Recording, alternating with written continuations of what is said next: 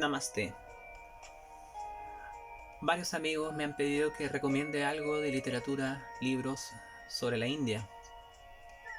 Mi nombre es Roberto Pacha, soy instructor de yoga chileno y vivo en Iquique, en el norte de mi país.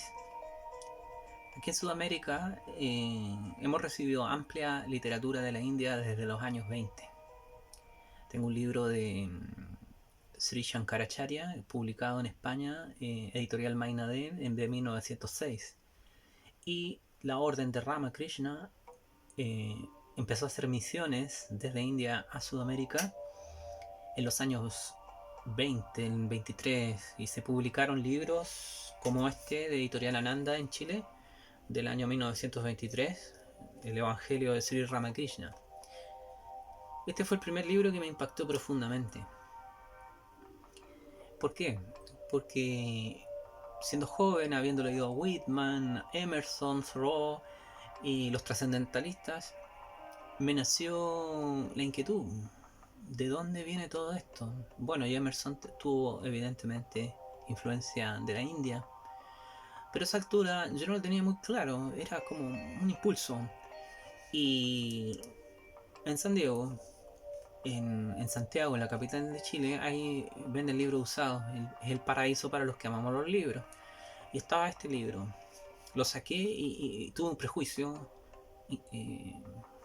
porque decía Evangelio de Ramakrishna y pensé, ¿qué clase de persona hace un evangelio como Jesús? Entonces hubo como un prejuicio a la primera, pero bastó que leyera las primeras páginas para caer en un estado distinto. Me di cuenta de que había una verdad, una sabiduría, una luz que venía desde unas tierras que a mí me resultaban fascinantes, extrañas, eh, y hablando desde el alma, de unas profundidades de la mente, de la conciencia, que yo siempre anhelé, soñé, pero que nunca había visto. Eh, eh, Luego pude acceder al Evangelio de Ramakrishna, la versión completa, publicada por el Ramakrishna Ashrama. Afortunadamente estos son 3 volúmenes, se pueden descargar en forma completamente gratuita de internet. Ustedes pueden poner Evangelio de Ramakrishna y pueden descargar este mismo volumen. Los tres, son 3 volúmenes. Pero este libro es una joya. Cualquier persona que sea muy sincera en su corazón, si lo lee durante 6 meses va a haber un cambio radical en su vida, porque al igual como el Evangelio de Jesús, el Corán o el Dhammapada, en este libro se recogen las enseñanzas de este maestro hindú que tuvo una gran universalidad. Él pudo revelar la unidad trascendente de las religiones en su propia alma. Entonces, él conoció no solamente su camino del Sanatana Dharma de la India, sino que además el Islam, el budismo y el cristianismo. Entonces eso a mí me fascinó. ¿Qué es esta apertura total a Dios? Bueno, él es Sri Ramakrishna. Él vivió en el finales del siglo XIX y cerca de Calcuta, y tuvo grandes discípulos, pero el más destacado fue Swami Vivekananda. Swamiji escribió muchos libros y todos los libros que tú puedas descargar o comprar de Swami Vivekananda van a también a dejar una impronta enorme en tu vida. Hay muchos libros que escribió este hombre porque Sri Ramakrishna era un iluminado, un Jivan Mukta, un liberado en vida, pero su discípulo Vivekananda además era un gran erudito, una persona dedicada al estudio y con un gran poder de voluntad. Bueno, y este es el libro que más me marcó la vida de Swamiji Vivekananda, Bhakti Yoga. Bhakti significa devoción amorosa a Dios, yoga es la unión. Entonces en este libro pequeñísimo se trata de el camino de la devoción a Dios en la India. Y hace un repaso por los distintos textos sagrados, la función esencial del maestro, el del discípulo, los métodos del Bhakti Yoga, sobre todo el Japa, que es la repetición de mantras, que es esencial. Uno de los misterios más grandes que uno reconoce en la vida, cuando empecé a conocer la India por este impulso en los años 90, fue el misterio de este llamado, porque muchos, en el caso mío, mi padre es aymara, mi madre es de origen vasco, landaeta, mi papá pacha. Entonces tengo el entrecruce de las culturas aymara, por un lado mi papá, por el otro lado la cultura cristiana de mi madre, católica. Entonces, qué extraño, ¿por qué uno siente una inclinación, un llamado por una tendencia? Unos amigos de España muy queridos, el Rafa Millán y su esposa, tienen un canal en donde había una charla que daba la gran profesora Luce López Barralt, dominicana, una gran especialista en el fenómeno místico. Y su gran amigo, Seyed Hussein Nasser, uno de los grandes estudiosos del Islam y del sufismo en particular, le dijo a ella, como dominicana, que se ha dedicado toda la vida a estudiar a la mística islámica y su relación con San Juan de la Cruz, de que en el fondo hay almas que gravitamos en ciertas tradiciones y somos de alguna manera, como por un hilo invisible, atraídos a estas órbitas. Aunque no hayamos nacido en la India, aunque no estemos iniciados por un gurú, aunque incluso no hayamos viajado físicamente a ese país. Bueno, así sucedió con mi persona y bueno, con otros amigos que he conocido durante este largo proceso de crecimiento. Paralelo a eso, otro libro que me marcó profundamente fue... bueno, volvemos a las tiendas de libros usados, encontré la autobiografía de Mahatma Gandhi. Esta es historia de mis experiencias con la verdad. También tú pones autobiografía de Mahatma Gandhi y afortunadamente ahora se puede descargar. Imagínate, en los años 90 no teníamos acceso a ningún tipo de literatura, prácticamente muy poca. Entonces todo había que o importarlo con amigos, traerlo o encontrarlo en tiendas de libros usados o en librerías, que acá en Chile los libros son muy caros. Bueno, pero esta biografía de Mahatma Gandhi es muy importante porque refleja lo que es la vida de un buscador espiritual, ¿ya? Mahatma Gandhi evidentemente no fue un gurú iluminado como Ramakrishna o su discípulo Swami Vivekananda, sino que él fue un buscador. Pero qué es lo valioso del libro es que cuando lo leí me abrió el mundo de posibilidades a lo que es la preparación que todos debemos hacer para el yoga espiritual, el yoga mental.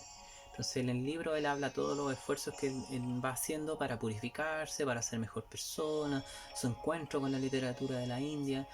Y bueno, habla ahí de que conoció el Bhagavad Gita y ahí ya se me despertó completamente junto con los otros libros el llamado por llegar a la raíz de la gran literatura hindú. Y bueno, Gandhi, como todos sabemos, aplicó su desarrollo espiritual al servicio social. En todo caso, para los que no lo saben, Gandhi recibió una iniciación de Paramahamsa Yogananda, que es otro de los maestros que también marcó mi vida. Aquí está el clásico libro que leemos todos los profesores de yoga del mundo, es Autobiografía de un Yogi.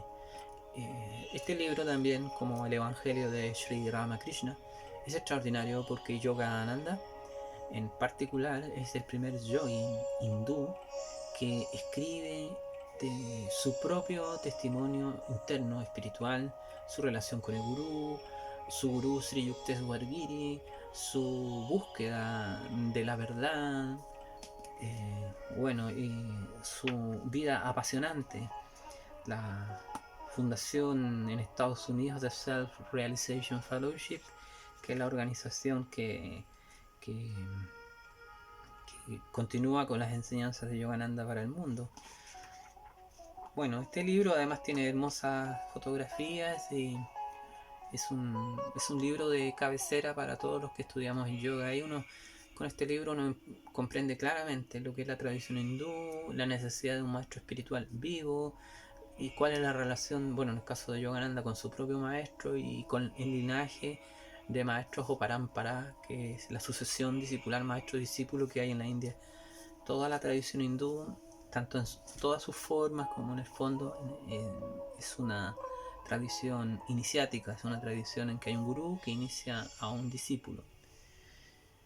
Y otro de los grandes maestros que cambió mi vida también, conocer su obra, fue mi querido Ramana Maharshi.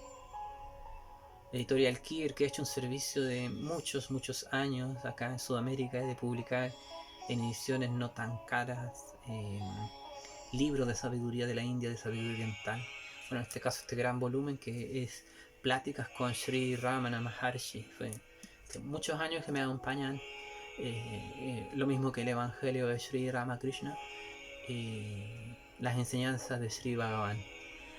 Ramana, el bondadoso, vivió igual que nuestro amigo, eran contemporáneos. Paramahamsa Yogananda vivió hasta el año 50. ¿Qué es lo valioso en el caso de Ramana? Que Ramana eh, logró de alguna manera eh, cautivar el espíritu de Occidente hacia el Vedanta, lo que ya la semilla que había sembrado Ramakrishna, Vivekananda, y que Yogananda estaba dando a conocer en Estados Unidos. El Ramana, eh, por su pura presencia iluminadora, logró empezar a atraer a muchas personas occidentales al sur de la India, cerca de Arunachala, la montaña sagrada donde él vivió. Nunca salió de ahí y vivió en una pequeña cueva, después le hicieron una casita, se juntaron discípulos hindúes, él trató de escapar varias veces, no quería el culto hacia él, no quería ser un gurú y permanecía en completo silencio, pero fue tanta la impresión que causaba a las personas su silencio que cientos de personas hindúes querían estar observando su darshan, es decir, su presencia física. Mr. Humphreys, Arthur Osborne, Mouni Sadhu, que también era un inglés. Y bueno, todas a través también de escritores europeos como Heinrich Seimer. Toda esta información empezó a llegar a Europa, a gente como Carl Gustav Jung, el fundador de la psicología analítica. Entonces también conoció a las enseñanzas de Ramana Maharshi. Hay un libro de Editorial Kir, Las enseñanzas de Ramana Maharshi, prologado por Carl Gustav Jung, que también recomiendo, muy buen libro. Es este libro, Ramana Maharshi. Bueno, de pasada agradecemos a esta editorial española Kairos y a mi amigo Agustín Paniker allá, que hace día a día este maravilloso esfuerzo editorial por entregarnos la gran sabiduría de la India. Además de que él es un gran escritor, una de las personas que más sabe de la India, siendo él de origen hindú por parte de padre, y ha escrito maravillosos libros también, todos recomendables. Bueno, eso con respecto a los grandes maestros que he podido leer. Pero una vez que ya esas geografías o vidas de santos hindúes, místicos hindúes, te tocan, te sientes impulsado, inspirado. Después uno quiere saber las fuentes textuales de la tradición del Sanatana Dharma, que son los Vedas, los Upanishads y los grandes maestros que hicieron las grandes escuelas filosóficas, los grandes místicos. Al final, esta tradición es tan amplia que es imposible en una vida de un sujeto abarcar todo. Entonces uno, por este impulso espiritual misterioso que les decía, que uno es llamado por ciertas escuelas y no por otras, al final uno siente una comunión con un camino y no otros. Estamos en el ámbito del misterio. Bueno, en el caso mío, por las lecturas de Ramana, eh, Ramakrishna, Vivekananda, Yogananda, pude acceder en el tiempo, a retroceder en la historia. En el 788 nació Sri Shankara, que es el sistematizador del Vedanta Advaita, y, y él fue el gran restaurador del Dharma en la India en un momento que había mucha corrupción, sacrificio de animales, había un decaimiento en el Dharma en India, y él en esa época, 788, hizo una síntesis magistral de Upanishads, Veda, la enseñanza de Vajrayana en los Brahma Sutras, comentó el Bhagavad Gita, los Upanishads. Es una obra extraordinaria. Él era un genio. A los 7 años ya sabía los Vedas. Y bueno, y esta es la obra principal, que también este libro también se puede descargar por internet, del Viveka Chudamani. Este es el libro guía para todos los estudiantes de Vedanta Advaita, la no dualidad. Bueno, los que hemos tenido la oportunidad de viajar a India, uno entiende de que al final estas tradiciones hindúes son iniciáticas, y en el caso del Vedanta Advaita, imagínate, desde el siglo VIII hasta ahora, los Shankaracharyas o maestros que sucedieron a Adi Shankaracharya, el primero que te mostraba, siguen en esa tradición de maestro-discípulo en los distintos monasterios de India que él fundó, en Sringeri, en las distintas tradiciones. Cuando uno viaja a India puede visitar esos lugares, conocer, pedir audiencia con los maestros y swamis.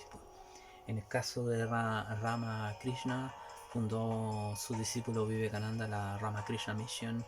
He tenido el regalo de conocer muchos swamis, especialmente un saludo fraternal a Rama Krishna Rama de Argentina, Swami Pareshananda, que ha hecho un trabajo de toda una vida de promoción del Vedanta en Sudamérica, en Buenos Aires, y a los swamis que viven en Sao Paulo, también en el ashram de Sao Paulo.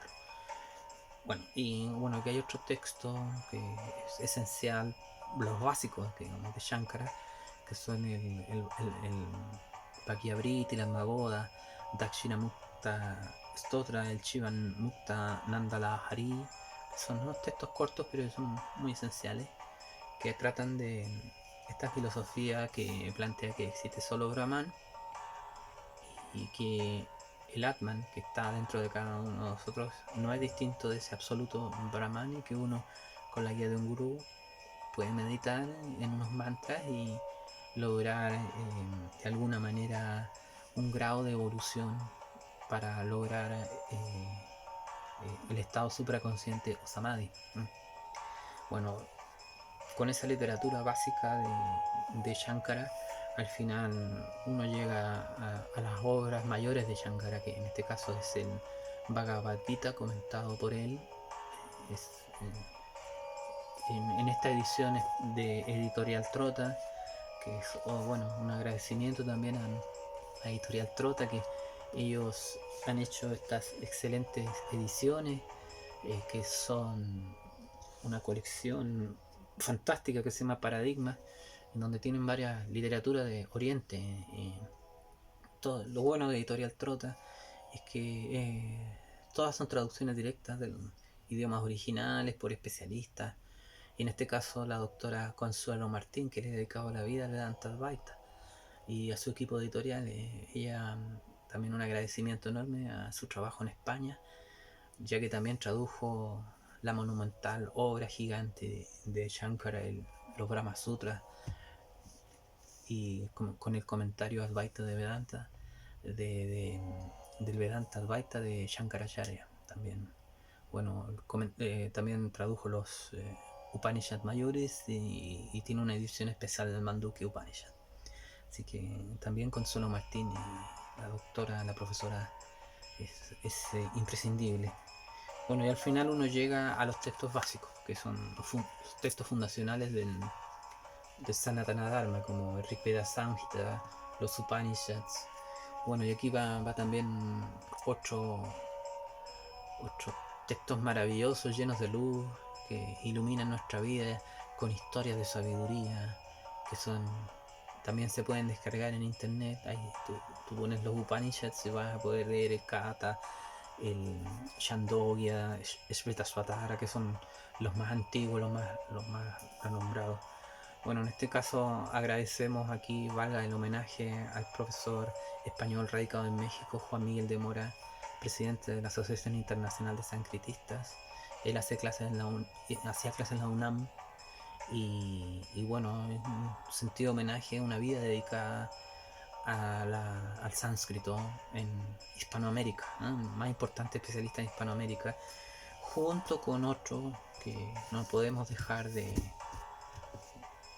nombrar, que es este matrimonio increíble de argentinos, de profesor Fernando Tola y Carmen Dragonetti. Toda una vida de sacrificio, de estudio, de traducción directa del sánscrito al español, de las fuentes del Sanatana Dharma, del hinduismo, del budismo también.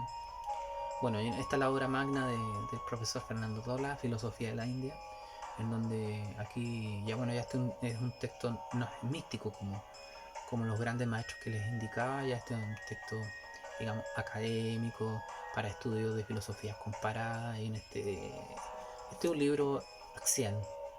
¿Por qué? Porque el doctor Fernando Tola plantea en este libro la tesis de que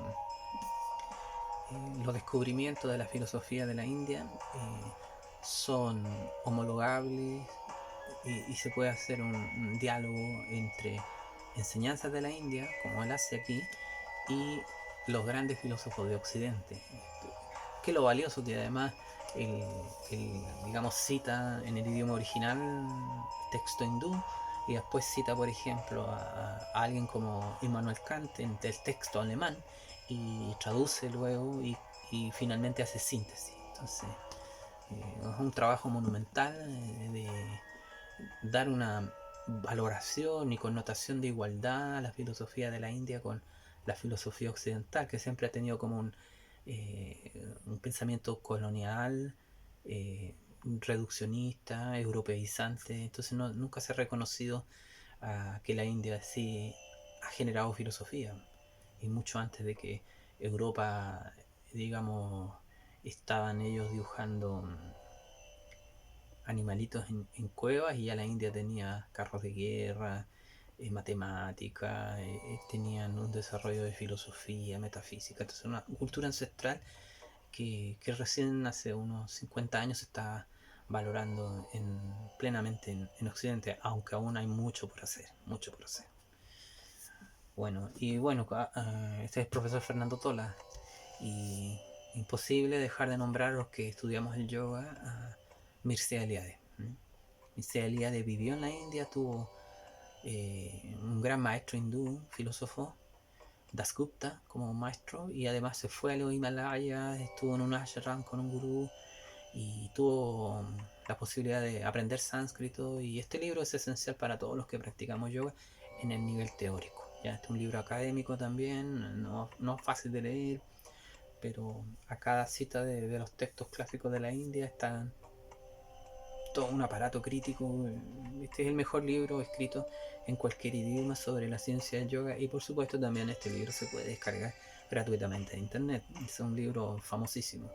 Hay muchas ediciones, ¿no? Pero, el otro autor que también es imprescindible para conocer la India es Ananda Kumaraswamy, ¿no? Uno de los grandes escritores de la teoría del arte en Oriente. Bueno, también publicado por Editorial Kairos. Todos los libros de Ananda Kumaraswamy son, como los de Mircea Eliade, esenciales.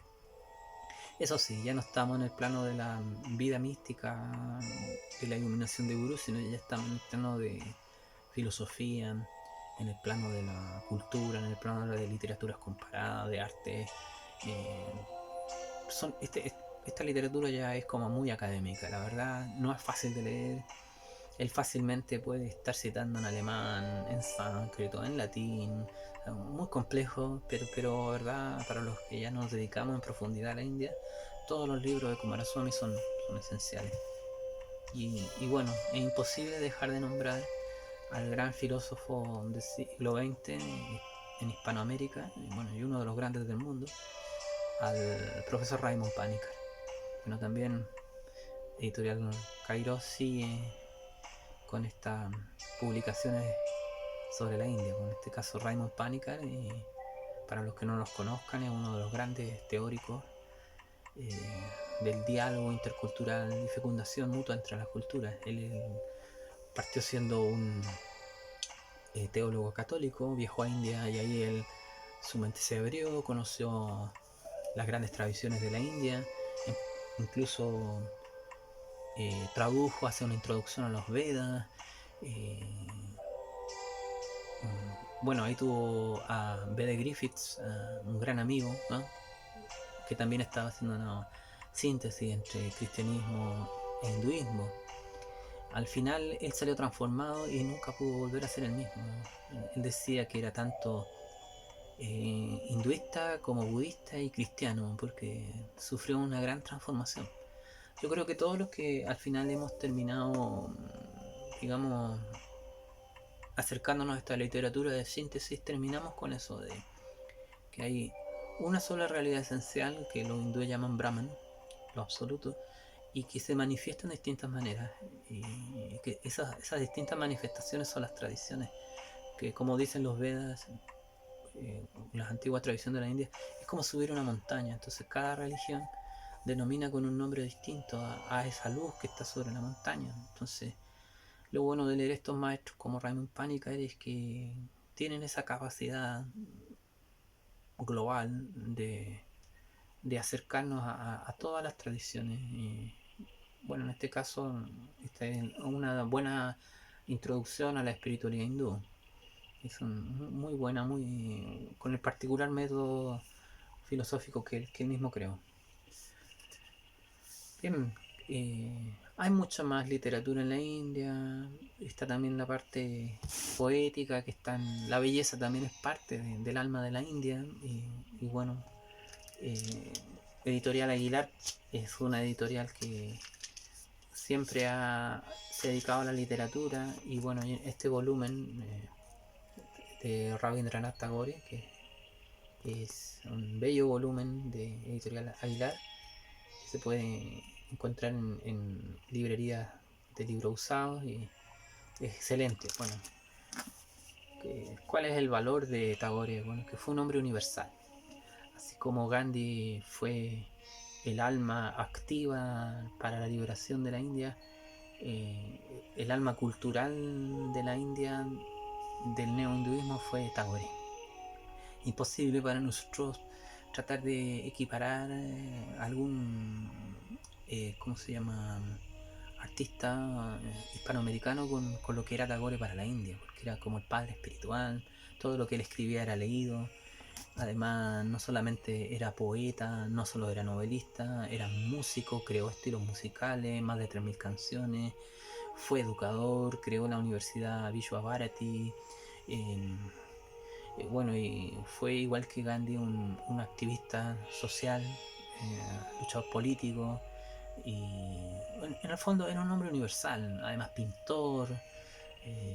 Bueno, y tenemos unas muy buenas traducciones en habla hispana gracias al trabajo. Bueno, aquí también un homenaje a la señora, ¿verdad?, Zenobia Camprubí Jiménez, que era la esposa de Jiménez, este escritor español. Bueno, Tagore influenciaría mucho a la literatura latinoamericana.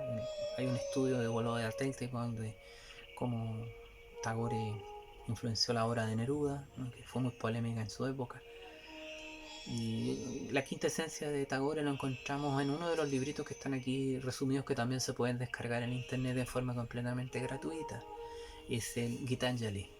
Es un bello poemario espiritual hacia Dios, al mejor estilo devocional hindú, desde la perspectiva de Tagore de los años por la lucha de la liberación nacional de la India. Entonces, un libro que te va a encender el corazón para que uno valore la belleza de la poesía, en particular con las formas hindúes, que son muy bellas. Bien, como síntesis, espero que este resumen de literatura, libros de yoga, filosofía te haya servido, y te puedan ahorrar algo de tiempo. A mí me ha tomado ya desde el año eh, 92 hasta ahora. Hay muchos libros, muchos más, pero estos son los esenciales con los cuales uno puede comenzar a abrir un sendero de búsqueda personal. Namaste.